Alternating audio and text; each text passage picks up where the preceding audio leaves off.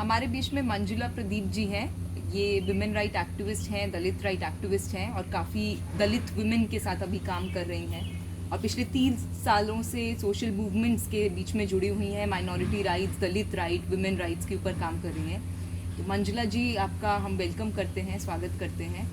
आपसे बस ये जानना चाहते हैं पहले कि आप अगर अपना जर्नी के बारे में हमें थोड़ा सा बता पाएँ कि कैसे आप इस पूरे मूवमेंट के साथ जुड़ी और कहाँ से आपकी पढ़ाई हुई, कहाँ से आप आए और इन सारे मुद्दों के साथ आपकी जर्नी कैसे शुरू हुई। Thank you Kanwal. मेरे पेरेंट्स उत्तर प्रदेश से हैं, बट फादर का ट्रांसफ़र हुआ गुजरात में। मेरी पैदाइश बड़ौदा शहर में हुई और मैंने वहीं पढ़ाई की एमएस यूनिवर्सिटी में फैकल्टी ऑफ सोशल वर्क से और 1992 से। और तब मुझे एहसास नहीं था कि मैं आगे चल के एक एक्टिविस्ट बनूंगी। मैं खुद दलित कम्युनिटी से बिलोंग करती हूँ, तो बचपन में मैंने काफ़ी कुछ डिस्क्रिमिनेशन महसूस किया और एक लड़की होने की वजह से मेरे साथ काफ़ी वायलेंस हुआ है, सेक्सुअल वायलेंस भी हुआ। तो ये सारा एंगर काफ़ी मेरे में बिल्डअप हो रहा था और फॉर्चुनेटली मैंने मास्टर्स किया सोशल वर्क में और उसके बाद मैं एक ऑर्गेनाइजेशन में जुड़ी 1992 में एज अ फर्स्ट वुमन, और उसका नाम था नवसर्जन, और वहाँ से मैंने अपना करियर शुरू किया। एंड आई थिंक ऑर्गेनाइजेशन जब आप जाते हो, बट वो ऑर्गेनाइजेशन अगर मूवमेंट से जुड़ी होती है तो अल्टीमेटली आपका जो गोल है वो बहुत लार्जर हो जाता है। तो नवसर्जन ने एक मौका दिया कि अपनी कम्युनिटी को समझो, अपनी कम्युनिटी के साथ रहो, उनके जो मुद्दे हैं, उनकी जो प्रॉब्लम्स हैं, उनके साथ जुड़ के काम करो और हो सके तो उन्हें एक होप दिलाओ और जस्टिस दिलाओ। तो इस तरह से मैं उसमें जुड़ी और फिर बाद में मैंने लॉ भी किया।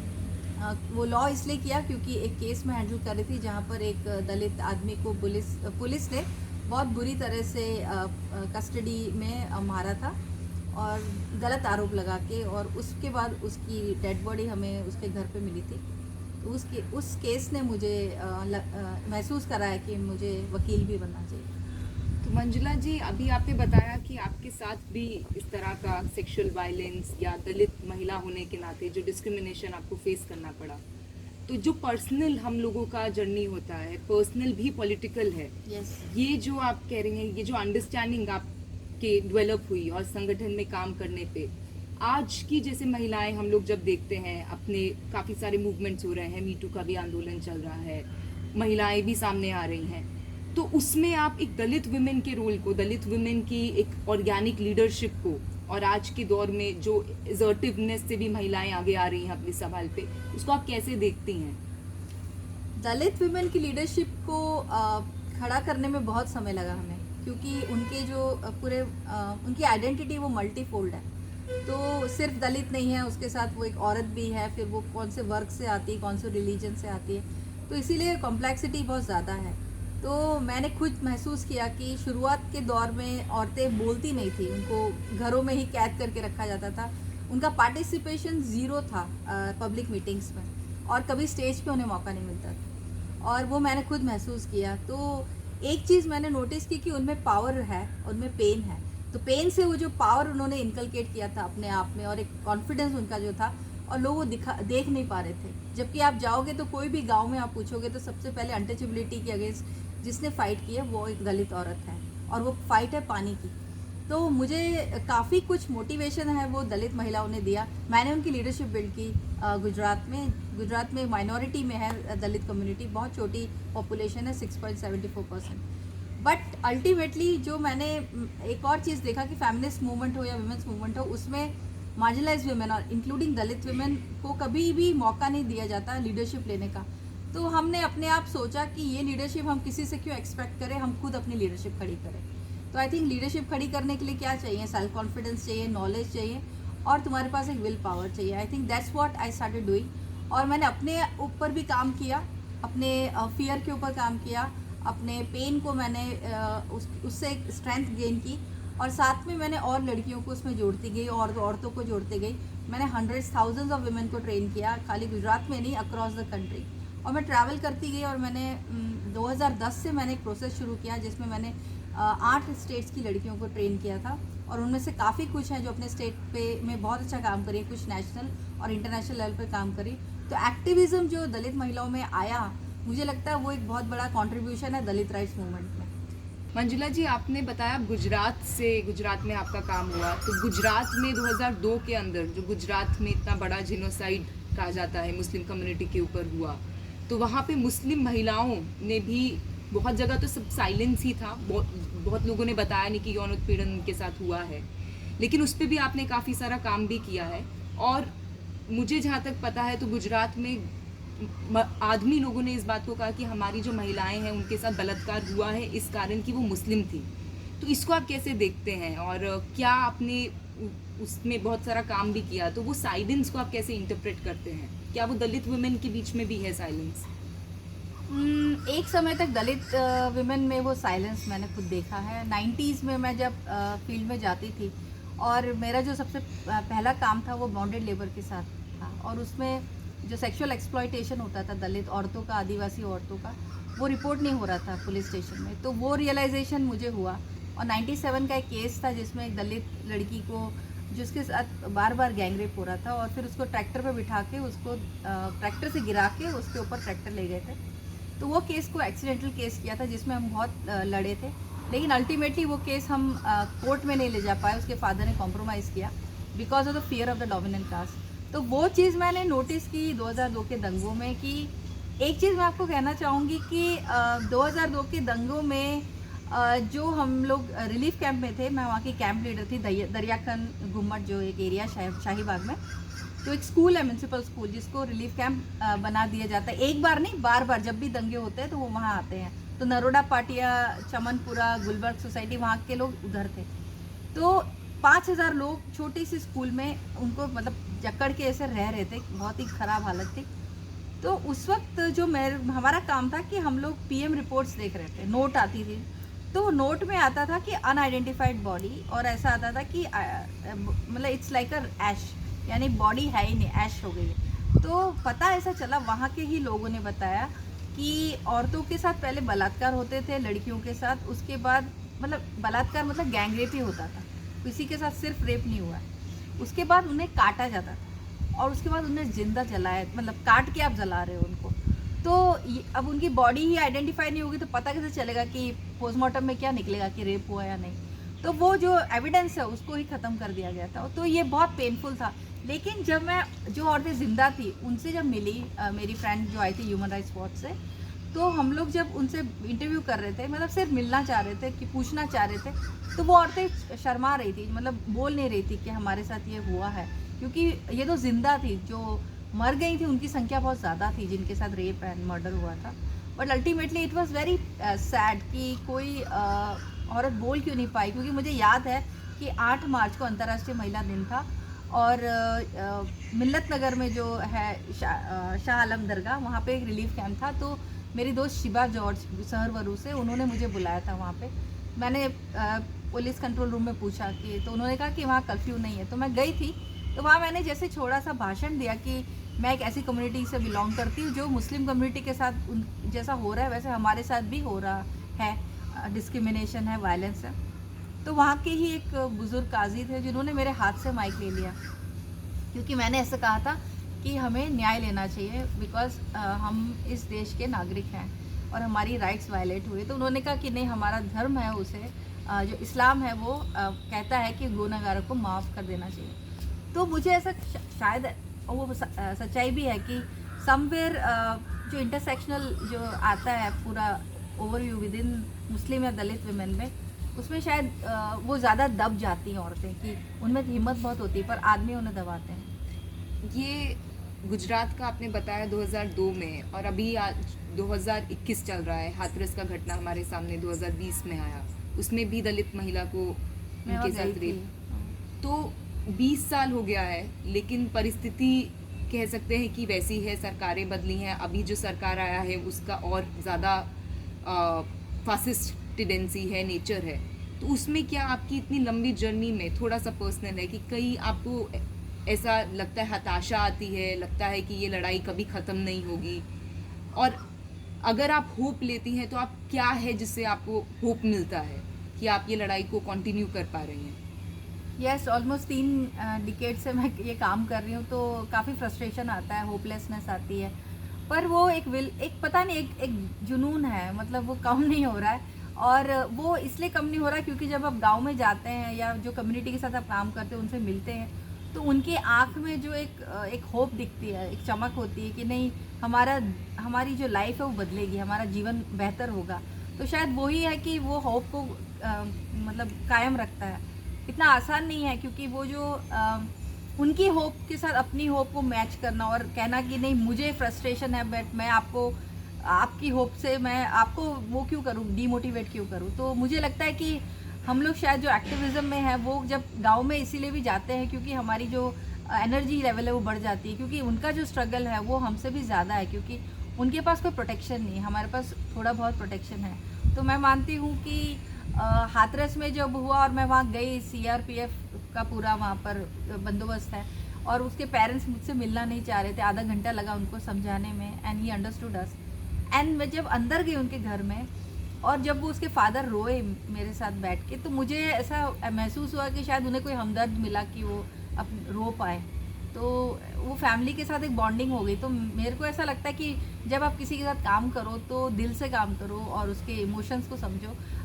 सिर्फ ऐसा ना समझो कि ये मेरा एक वर्क है, but it should be a commitment, आपका पैशन होना चाहिए। आप 30 सालों से मूवमेंट में है, तो कई बार क्या कभी मूवमेंट में भी ऐसा महसूस हुआ कि आसपास के जैसे लोग हैं, वो आप दलित महिला हैं और आप बोल्डली बात करती हैं, लीडरशिप के लिए आप एजर्ट करती हैं, तो कहीं ना कहीं उनको भी इनसिक्योरिटी फील होता है? ऐसा क्या आपका कुछ ऐसा एक्सपीरियंस मूवमेंट के अंदर भी रहा? बहुत बार, अभी तक चल ही रहा है वो। और सबसे पहले जब मैं चुनाव लड़के डायरेक्टर बनी थी नवसर्जन की, और मेरे सामने मेरे साथी भाई थे जो मेरे राइवल बने, और उन्होंने जिस तरह से मेरे अगेंस्ट पूरा एक कॉन्स्पिरेसी रची थी और मेरे को ऊपर मर्डर का केस का चार्ज लगवाने की कोशिश की थी इमीडिएटली, और दूसरा मेरा कैरेक्टर असैसिनेशन बहुत बार किया उन्होंने, और मुझे कहा गया कि मैं देवर इक्वेटिंग मी विथ हिटलर, कि मैं उस तरह की औरत हूँ। उसके बैनर्स बने थे, पोस्टर्स बने थे, मेरी जो कैंपस है उसके बाहर लोग प्रोटेस्ट कर रहे थे, आदमी मेरी कम्युनिटी के। और मुझे ऐसा फीलिंग होता है कि हमारे खुद के मूवमेंट में जो आदमी की मैस्कुलिनिटी है या उसके अंदर जो पूरा भरा हुआ पितृसत्ता, वो इतना बाहर आता है। तो मुझे कभी कभी प्रॉब्लम होती है कि मैं समझना कि ये सच में ह्यूमन राइट्स एक्टिविस्ट है, क्योंकि तुम अपने आंदोलन की औरतों के को इज्जत नहीं दे पाते हो, तुम अपने घर में जो औरतें हैं उनको इज्जत नहीं देते हो, और तुम कहलाते हो अपने आप को बहुत बड़े लीडर। तो मुझे ऐसा लगता है कि हमारी जो दलित राइट्स मूवमेंट है उसमें बाबा साहब जैसा जो व्यक्ति था, एक आदर्श, जिन्होंने हिंदू कोड बिल के लिए इस्तीफा दे दिया, ऐसे व्यक्ति है ही नहीं हमारे लीडर्स में। मैंने अभी तक कोई दलित आदमी नहीं देखा जिसमें आप देख सकते हो कि वो इक्वालिटी को प्रैक्टिस करता हो। तो वो मेरे लिए एक बहुत बड़ा एक चैलेंज मुझे दिखता है। और मैं सिर्फ मेरे मूवमेंट में भी नहीं, बट जैसे मैं एज एन ऑर्गेनाइजेशन की हेड रही, लेकिन उसके अलावा जब मेरी लीडरशिप उभर के आई तो मुझे ख़त्म करने की कोशिश हुई।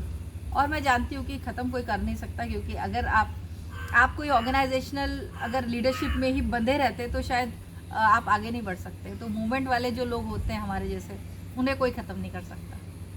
तो अभी आप यंग जो महिलाएं हैं जो आपको देखती हैं, आपसे इंस्पायर होती हैं, जिनको आप ट्रेन करते हैं, और आज का जिस तरह का दौर है उसमें अटैक और ज़्यादा मैग्नीट्यूड बहुत बढ़ चुका है और जेल में भी लोग जा रहे हैं।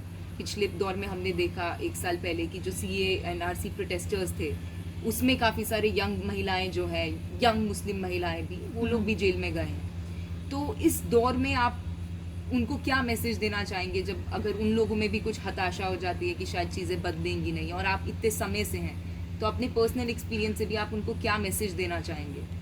मैं उन्हें कहना चाहूँगी कि हम सब उनके साथ हैं और उन्हें फिक्र करने की ज़रूरत नहीं है। बाहर लोग हैं जो उनके लिए कानूनी लड़ाई लड़ रहे हैं, और बहुत सारे लोग हैं जो उनके लिए प्रोटेस्ट कर रहे हैं। मीडिया में भी उनकी बात रख रहे हैं, सोशल मीडिया में काफ़ी एक्टिव हैं। तो हम सबको बुरा लगता है कि हाँ, वो जब जेल में जाते हैं और उन्हें अच्छा काम कर रही है इसलिए वो जेल में गई हैं, तो ये एक बहुत गलत चीज़ जो हो रही है हमारे देश में। और फांसीवाद का जो पूरा है, वो तो मैंने खुद मेरे स्टेट में देखा है, जब से 95 से राइट विंग पार्टी हमारे स्टेट में है। और मैंने भी बहुत सारा जो महसूस किया है, और मुझे पता है कि उतना ही बाकी रहेगा कि मेरे को जेल में नहीं डाला गया, बट एंटी नेशनल भी कहा गया। और मैंने कुछ ऐसे केसेस भी हैंडल करे थे जहाँ पर हमारे प्राइम मिनिस्टर तब सीएम थे, और वो बहुत बड़ा केस था जहाँ पर एक लड़की थी जिसके साथ 14 बार मल्टीपल गैंगरेप हुआ था। तो वो केस में मैंने जब काम किया था तब भी मैंने देखा था कि मेरे ऊपर बहुत अटैक हुआ था। मीडिया का के कुछ जो लोकल मीडिया के थे जो राइट विंग पार्टी के साथ थे, उन्होंने मुझे काफ़ी गलत मेरे बारे में लिखा था पेपर में। कभी ये- डर लगता है आपको कि नहीं, डर नहीं? देखो एक चीज़ है कि अगर आप डर गए तो सामने वाले को आपको और दबाएगा, और हमें कोशिश करनी चाहिए कि कभी नहीं डरना चाहिए, क्योंकि सबसे बड़ा काम जो एक्टिविज्म में होता है कि अपने डर को समझना और कैलकुलेटिव रिस्क लेना। यानी रिस्क, सामने से रिस्क क्यों लो, देखो कि ज़रूरत है तब वहाँ रिस्क लो। मैंने बहुत रिस्क ली है, मुझे भी पता है। जब मैं आप लोगों की बातें सुन रही थी तो मुझे वो जो मैंने लड़की का केस बताया था पुलिस कांस्टेबल का, तो एनएसजी कमांडोज को हमारे साथ रखा गया था। हम सिर्फ कलेक्टर को ज्ञापन देने जा रहे थे, तो उस वक्त आनंदी पटेल सीएम थी गुजरात की, तो उनको हमसे इतना डर लगा था, तो उसके फोटोग्राफ भी है मेरे पास। तो पूरा कमांडो हमारे साथ जा रहा था, हमारे झुंड के साथ। सरकार को इतना डर क्यों लगता है मुझे पता नहीं। और मेरी माँ भी मुझे कहती है कि मैंने तुझे क्या खा के पैदा किया था। परिवार का क्या आपका पूरा मतलब सपोर्ट रहा फैमिली का आपको, या आपने कभी अगर उन्होंने मना भी किया तो आपने परवाह नहीं की और आप बस मिशन पे बढ़ती गई? अरे कभी मैंने उनकी बात मानी नहीं है। 92 से जब एक बार निकली घर से और रात को घर नहीं आती थी, 12 बज जाते, बहुत छोटी थी 22 साल की। पेरेंट्स में पापा मेरे बहुत डरते थे क्योंकि वो गवर्नमेंट ऑफिसर थे, रिटायर हो गए थे, तो उन्हें अपनी इमेज और प्रेस्टीज का वो था, और एक आइडेंटिटी का इशू था कि दलित वाला जो मुद्दा है, कास्ट पे इतना काम कर रही है, तो उनको मेरी सेफ्टी की बहुत फिक्र होती थी। सीआईडी वाले मेरे घर पे आए हैं जब मेरी ऑफिस पे अटैक हुआ था वीएचपी का, तो तब से मैंने फिर नोटिस किया। उसके बाद फिर मैंने बोला पापा मम्मी को कि I will leave this city, तो मैंने बड़ौदा छोड़ के अहमदाबाद मूव ऑन कर लिया। तो ऐसे तो कोई फादर का तो कभी वो नहीं मिला प्यार कि तुम्हें ये जो तुम काम कर रही हो अच्छा कर रही हो, नहीं है पापा, पर उन्होंने कभी मतलब इज्जत नहीं दी कि मैं जो मेरा काम है उन्हें पसंद नहीं था। और माँ मेरी बहुत ही सिंपल है, बहुत सीधी है, बट वो भी बहुत डरती है मेरे काम से। तो वो कहती है अपना काम घर तक मत ला, तो बाहर ही रख। और मैं उनको मिलती नहीं हूँ, साल में 1-2 बार मिलती हूँ बस, तो अकेली रहती हूँ। तो मिस करते हैं आप? नहीं, मिस क्या करना, जब आपकी कम्युनिटी जो है वो लार्जर फैमिली हो जाती है, तो जब मिस करती हो फ़ोन कर लेना होता है, लेकिन मेरे को सामने से फ़ोन करना होता है, वहाँ से सामने से फ़ोन नहीं आता, मुझे करना पड़ता है। तो ये मेरा बस आखिरी सवाल ही, जो अभी यंग महिलाएं हैं, दलित महिलाएं, मुस्लिम महिलाएं, या जो अपने घरों में रह रही हैं और घर वाले सपोर्ट नहीं करते, जब वो आज़ादी चाहती है, घर में भी हम लोग आज़ादी चाहते हैं, बाहर भी आज़ादी चाहते हैं, क्योंकि पर्सनल पॉलिटिकल है, पॉलिटिकल पर्सनल है, तो उसमें क्या ऐसा अब कहा जाना चाहिए कि एंग्री यंग वुमेन की ज़रूरत है आज के दौर में, और जो अपने Absolutely. घर से भी लड़ाई लड़े, घर में भी आज़ादी के लिए लड़ाई लड़े और बाहर देखो भी। पहली लड़ाई घर पे होती है और लड़ना पड़ता है। मैं तो बचपन से लड़ती थी और मैं रेबल कहलाती हूँ, मतलब मेरी फैमिली में बोलते कि तेरी जैसा कोई नहीं है हमारी फैमिली में, कि इस तरह का हमारे खानदान में। तो आई थिंक सब लड़कियों को ये समझना है कि सबसे पहला जो डर आपके मन में कोई डालता है तो आपके फैमिली मेम्बर्स ही डालते हैं, तो उनको आप क्वेश्चन करो और अपने हक के लिए लड़ो, और खुद के लिए लड़ोगे तो दूसरों के लिए लड़ पाओगे। तो पहले तो अब लड़ाई खुद की करनी होती, फिर दूसरों के लिए लड़ना। एक लास्ट क्वेश्चन फिर ख़त्म करेंगे, छोटा सा आप जवाब दे सकती हैं। आप कोई ऐसा आइकॉन जो आपको इंस्पायर करता है, जिसको जब आप जिसके बारे में सोचती है तो आपको लगता है कि हाँ लड़ाई लड़ते रहना होगा? Doctor Baba Saheb Ambedkar, I think वो मेरे रोल मॉडल है, मेरे इंस्पिरेशन है, और उन्हीं के पथ पे चलते हुए मैंने फिर बुद्धिज़्म को एक्सेप्ट किया और मैं कन्वर्ट हुई थी 2016 में, ऊना की जो घटना हुई उसके बाद। तो मैं मानती हूँ कि सब मेरे लिए वो सबसे बड़े आदर्श हैं, उनसे बहुत कुछ प्रेरणा मिलती है, सीखने को मिलता है। और कोई मैसेज जो आप देना चाहती हैं? हमको एक इस तरह का हमारे देश में माहौल बनाना है और उसमें औरतों को एक होना है, और अपनी आइडेंटिटी को भूल के कि मैं कौन सी जात की हूँ, मैं कौन सी धर्म की हूँ, मैं मेरा जेंडर कौन सा है, मेरा रिलीजन में सब कुछ अगर हम भूलें और कास्टलेस या रिलीजन को एक साइड रख के अगर हम सेक्युलर जो सोसाइटी की हम बात करते हैं, अगर वो हो सकता है, जो बाबा साहब का भी सपना था प्रबुद्ध भारत का, that is the goal of all of us. तो सिविल सोसाइटी में जो अंतर है या अपने अपने जो मुद्दों पे लोग काम कर रहे हैं, वो एक साथ भी काम कर सकते हैं। तो मैं चाहूँगी कि सब मिल के काम करें, तो हम जो फांसीवादी ताकतें या जो पितृसत्ता या जाति व्यवस्था को और मजबूत कर रहे हैं, उनका सामना हम डट के कर पाएंगे। बहुत बहुत शुक्रिया Manjula ji, thank you. Thank you Kamal, thank you.